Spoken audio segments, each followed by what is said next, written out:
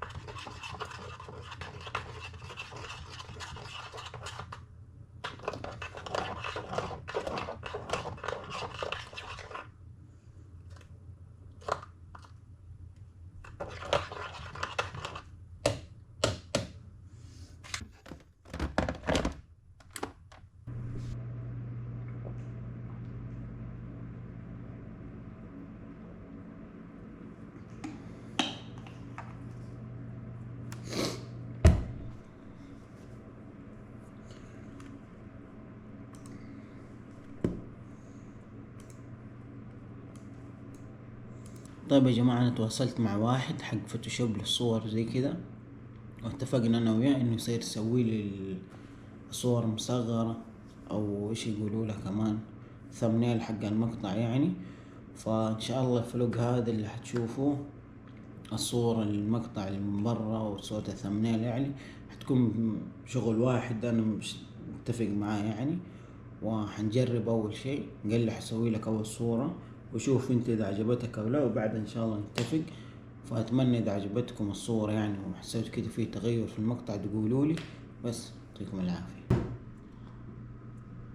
يوم جديد وفلوق جديد، اتمنى انه فلوق يكون حلو وتستمتعوا فيه. وكالعادة يا جماعة اذا عجبكم الفلوق لا تنسوا اللايك والاشتراك، وسنابي تحت في الديسكريبشن، التيك توك حقي والانستغرام ضيفوني عليها عشان تشوفوا ما وراء الكواليس وتشوفوا كل حاجة تنزل اول باول. ان شاء الله يوم حلو وفلوق حلو نبسط فيه مع بعض، فتعالوا معايا للفلوق الجميل باذن الله. طيب حاليا الساعة 11 وزي ما انتم شايفين وزي ما انتم شفتوا سويت القهوة حقي، وبدخل غرفة البي سي.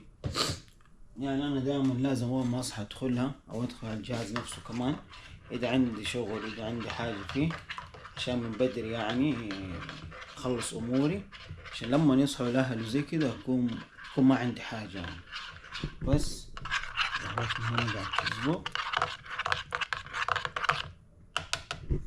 يب زبطت القهوة، اديني كاسة. اوكي كاسة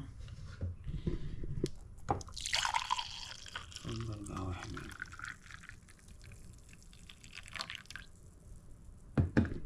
طبعا زي ما قلت لكم ان انا لين دحين لسه ماني قادر ارجع للقهوة السوداء من قوة ما انه يعني زمان كنت مدمنها، فدحين صرت اكرهها، صار في كره مني يعني لها، فعشان كده ماني قادر يعني ارجع القهوة هاي. ليه؟ لانه انا انسان كنت مرة مدمن القهوة السوداء بشكل انتم ما تخيلوه، واللي تابعني يعرف ده الشيء انه انا على طول قهوة سوداء بس، بلاك كافي بلاك كافي، ما اقدر اشرب اي شيء غيره. فعشان كده اليومين هذا والله مو يومين، تصدقوا لي شهرين ممكن 3 شهور يب I think القهوة حقي الرئيسية صارت القهوة السوداء حرفيا يا جماعة. متخيلين من قوة ما انه انا مرة ماني قادر يعني ارجع للبلاك كافي، فصاير بس اشرب القهوة السوداء، بس القهوة بس القهوة بالحليب او النسكافة او اللي تسموه 3 في 1. مرة ماني قادر ارجع للبلاك يعني. امس سويت بلاك جيت بشرب والله يا جماعة ما شربت ربع يمكن، الا انا حرفيا الله يكرم النعمة رامي القهوة. ف اتردت لي كده مردود سيء، فاهم، من كثر ما اني كنت مدمنها. فبس صرت اسوي 3 في 1، صرت اشرب الاشياء اللي بالحليب، بطلت الاشياء اللي بدون حليب. يعني اذا مرة طنت في راسي اشرب قهوة تركي او فرنساوي بس كلها بالحليب، بس اغلب شيء 3 في 1. فعشان كده لا تدمن حاجة اكثر من اللازم. دائما زي ما اقول لك الشيء اذا زاد عن حده انقلب ضده، فهذا اللي صار معي. بس وقاعد امنتج معاي القهوة حقي هنا وبس. ايه الاخبار؟ ان شاء الله انكم بخير. طبعا تروشت وغيرت ولبست الجلابية المغربية حاليا الساعة 2:03. طبعا انا في الوقت هذا من اخر مرة صورت لكم هو حرفيا ما سويت حاجة، جلست امنتج، جلست شوية يعني اتصفح على قولتهم في الانترنت وزي كذا، لانه اخر شي صورت لكم هو حرفيا. بعدها قمت تروشت، شربت قهوتي وتروشت وغيرت كذا، وحرفيا جالس في الصالة شغل يوتيوب، اي حاجة قدامي بتفرجها، حرفيا ما في شي، بس بخليه يمشي كذا وفيديو يعدي على الفاضي. ما ادري اذا الناس زيي ولا لا، من قوة ما انه خلاص ختمت المسلسلات ختمت الافلام، صرت احس ما في شي بتفرجه، وصرت اول ما اجي افتح فيلم او مسلسل يا جماعة فترة بس يمكن 20 دقيقة كده واطفش، احس اني طفشت فاهمين، فاقوم اقفله ارجع لليوتيوب. بس حاليا اليوتيوب انا حرفيا ختمته، لدرجة تشوف فين وصلت، قاعد اتابع يوميات الكوريين والاكل حقهم والاشياء هذه زي ما انتم شايفين، فلوج حتى بدون كلام بدون شيء. فعشان كذا انه حرفيا يا جماعة ما في حاجة بسويها غير اني اجلس زي كذا على الكنبة الحلوة هذه، حرفيا امد رجلي قدام الشاشة واقعد اتفرج. خليني اوريكم كيف بالضبط. حرفيا يا جماعة بقعد هذه الجلسة زي ما انتم شايفين كذا، منسدح اتابع الموفي او يوتيوب او اي حاجة لين ما يطلع لي جدول او يطلع لي برنامج بسويه. فحرفيا الوضع اللي انتم شايفينه هذا وضع وانا جالس. اوكي كنت احسب الكاميرا وسخانة. المهم زي ما شفتوا يا جماعة اقعد هذا الوضع لين ما يكون في جدول في حاجة اسويها، لين دحين ما في اي شيء، فجالس زي ما انتم شايفين كذا. عارفين بعد الشغل محتاج كذا تطفي النور، تشيل، تقعد تتابع حاجة، وبعد ما تروح تحس نفسك كذا هادي ونظيف ومتعطر ومغرق زي الفل. فبس حرفيا هذا اللي قاعد يصير معايا دحين. عارفين اليوم اثنين وما في حاجة اسويها، وسط اسبوع يعتبر بداية اسبوع اللي هو يعني حرفيا كلها نفس الشيء، نهاية اسبوع وسط اسبوع كلها نفس الايام كلها متشابهة. فبس جالس في البيت اتابع، باقي ما اتغديت، يعني الساعة 3:15 أو 5 دقايق، المهم باقي ما اتغديت، أبى أتغدى. نفسي أطلب ستاند الكاميرا، لأنه الستاند هذا اللي عندي يا جماعة بس يعني ماسكة ما أقدر أثبت الكاميرا وينفك لها رجول، فاهمين الستاندات اللي تنفك لها رجول تثبت في أي مكان وزي كذا. فكان عندي واحد وانكسر، حكيتكم عنه في الفلوجات القديمة، قلت لكم إنه مرة سيء. فجبت واحد دحين مرة حلو اللي سافرت فيه دبي، ومسكته مرة مريحة ومرة حلو حتى سعره، بس انه عيبته ما فيه له ستاند، يعني ما اقدر افك اثبت الكاميرا، لا لازم اخرج الكاميرا احط على اي شيء، فالستاند بس فقط للمسكة ما يوقف. فالمهم فجيت ادور على ستاندات يعني تكون كويسة وناس مسوين عليها ريفيو حلو وكذا، فلقيت والله لقيت اكثر من واحد، بس في واحد هو اللي استقريت عليه يعني. مستغرب شوية من سعره، انه يا جماعة قد كده حرفيا الستاند، ما ادري اذا باين ولا لا، خلينا نشوف. اوكي باين قد كده الستاند، حرفيا مرة صغير، ب70 ريال. الستاند يمكن ما يجي من هنا لهنا فاهمين، ب70 ريال. فعشان كذا يعني انه لازم اشتري واحد غير هذا يكون عندي، وقت ما في اي مكان ابغى اثبت الكاميرا اقدر افتح الرجوع اثبتها، لانه هذا انا ما اقدر في اي مكان. حاليا ترى حاطكم فوق الطاولة حق الصالة، وحط الجوال من ورا، حط فلاش برضو، هذه عيبة في الجو برو. عشان كذا اقول لكم انا محتاج اني اغير كاميرا، محتاج اني اجمع عشان اجيب كاميرا.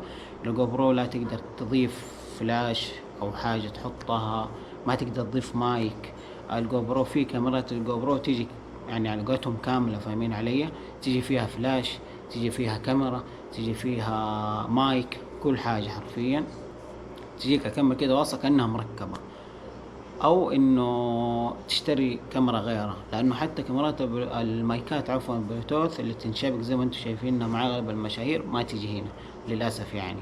فبرضه هذا شيء مؤثر على شوية على التصوير، عشان كده بحاول قد ما اقدر انه انا ارفع صوتي، بقد ما اقدر انه اخلي المحل اللي حواليني كله هادي، لانه مايك في مايك هنا بس في الكاميرا نفسها صغير. وبس يعني قلت شوية اتكلم معاكم، شوية افضفض لكم.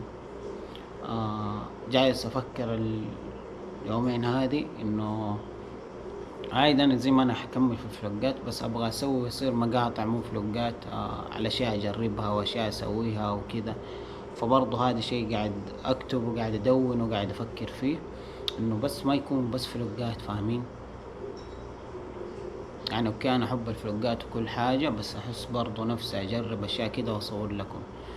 بس الشيء اللي مخليني واقف لين دحين انه ما ينفع بأمانة، يعني اقولها بصراحة، ما ينفع اصور بجو برو مقطع شيء انا بجربه وزي كذا، لانه محتاج كواليتي يكون مرة كويس، احسن من ده الكواليتي، محتاج اضاءة كويسة تكون، مايك زي كذا. فما بصور اي حاجة يعني قبل ما اخذ الخطوة هذه، ابغى لما اجي اخذها تكون شيء حلو، او قل شيء مستاهل مترتب. فبس فاللي فيه افكار فيه كل حاجة، بس الكاميرا حرفيا ما تدعم الشيء هذا.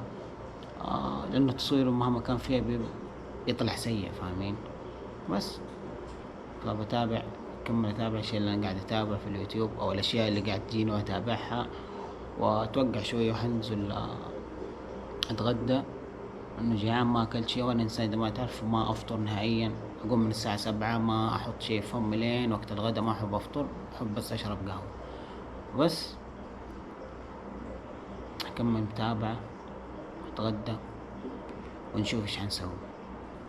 صح ما قلت لكم المعلومية، ترى الإضاءة اللي قاعدين تشوفوها إضاءة الجوال، حطها كذا ورا الكاميرا زي ما انتم شايفين، فتطلع إضاءة حلوة، فمن الجوال. شفتوا كيف؟ هذه سلبية من سلبيات الجو برو يا جماعة. أنا قاعد أسوي فلوق، قاعد أفيد الناس إنه جو برو فيها وعيبة وحلوة وكمان أهم سلبية عندهم بطارية بسرعة تخلص. فيب بس قلت أقول لكم يعني من فين قاعد يجي النور ده، ما شاء الله. ثانك يو، السلام عليكم.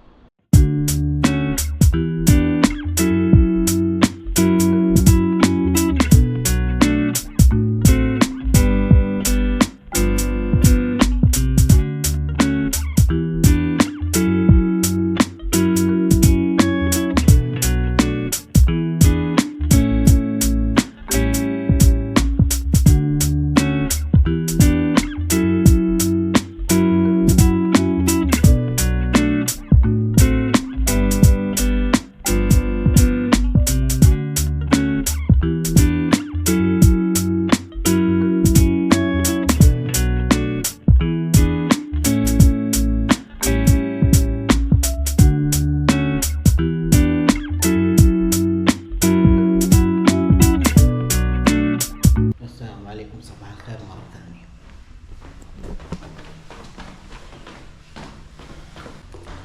طبعا هذا يوم ثاني، عندي مواعيد في المستشفى، مواعيد أسنان،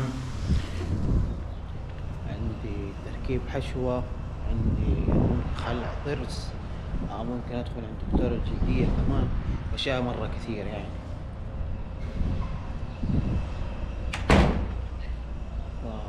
تعالوا نشوف ايش حيصير معانا اليوم. هل بنركب حشوة؟ هل بنخلع الضرس؟ هل بندخل عند دكتور جلدية ولا لا؟ ما ادري، بس اهم شيء دكتور يعني الاسنان يشوف السن هذا اللي هنا، لانه اتوقع يبغاله حشوة، واخر سن هذا يبغاله خلع، ونشوف ايش يقول. فيلا بينا. زي ما انتم شايفين الدنيا مغيمة، بس السيارة شوف كيف وسخة. يلا والله اللي في جدة سيارته ما صارت تنظف نهائيا، سيارتنا ما صارت تنظف يا جماعة حرفيا. يعني مهما حاولت اغسل السيارة، مهما حاولت انظفها، مدري ايش، على الفاضي، مرة على الفاضي، ما حتقدر، لانه ما حيمشي عليها يوم ولا يوم، يمكن 3 ساعات 4 ساعات ترجع تغبر. فبس زي ما قلت لكم اليوم لازم اروح عند دكتور الاسنان، او دحين كنت بحجز عن طريق الجوال، ما حد رد علي الصراحة، ما ادري ليش، بس صار دحين لازم اروح. وانا رايح اول مرة المستشفى هذه، انا كنت متعامل مع مستشفى ثانية بس انها مرة زحمة صايرة، فاهمين كيف؟ ورحت لهم اخر مرة قال لي كلام على الضرس ما اقتنعت فيه وزي كذا، فبروح هذا اللي عند البيت بشوف شو يقولوا، نفس الكلام ولا لا، ايش ممكن يصير. فانا رايح ما ادري اذا في دكتور ولا لا، في مواعيد ولا لا، ولا اي حاجة، رايح كذا بس انا عارف انه عندهم اسنان، فقلت خلاص بروح هنا، بغير المرة هذه، مو لازم اسوي عنده، بس على الاقل اشوف، فاهمين؟ زي اللي سمعت من هذا كلام وبسمع من هذا ايش يقول، واللي ارتاح له واقتنع فيه حسويه عنده، يعني سواء خلع او اللي هو. فبس حاليا الساعة 11:30، ان شاء الله تكون سهلة وتعدي على خير، لانه انا اكره مواعيد الاسنان من الزحمة، والله مرة اكرهها من الزحمة. بس ان شاء الله انه ما في زحمة ونتخارج، فيلا بينا.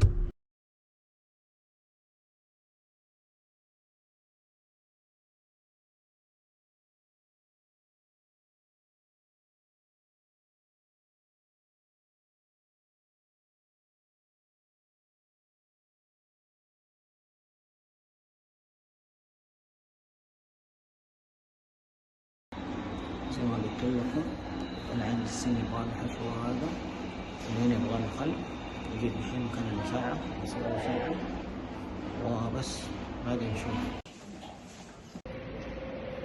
خلصنا شوف الفون كيف، خلاص الحين خارج على البيت. بعد ما خلصنا جينا نتغدى في الريد سمول. والله انا جيعان ما ادري كيف باكل، فم مبنج بس خلاص.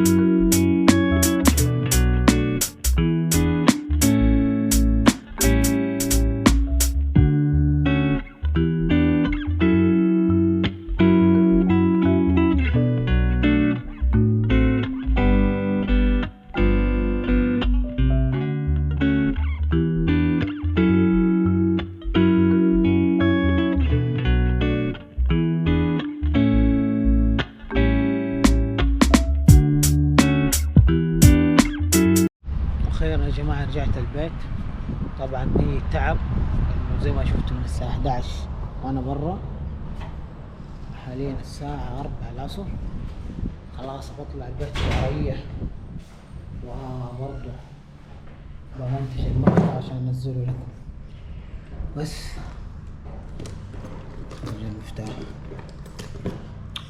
خرج المفتاح خرجت السماعة واضح.